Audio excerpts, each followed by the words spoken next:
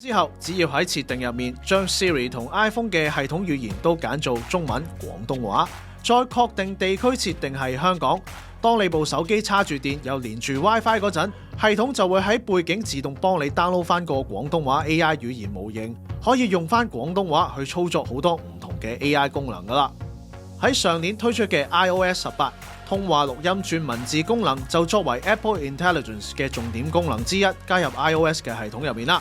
但都係要等到1年之後嘅 iOS 26.1先正式支援到廣東話。用法就係喺通話嘅時候啟動錄音，咁喺收線之後，整個通話都會以文字稿嘅方式自動儲存喺備忘錄入面。文字入面會標注翻內容係出自用戶定係通話嘅對方。仲有一個方便位就係佢會喺頂部用 AI 生成翻整個對話嘅摘要，幫你快速了解成段對話嘅重點。轉成文字之後，以後想揾翻相關嘅內容，只要喺 Spotlight 搜尋入面，通話嘅內容都可以靠我哋輸入嘅關鍵字揾得翻。大頭蝦嘅各位真係要試下呢個功能啊！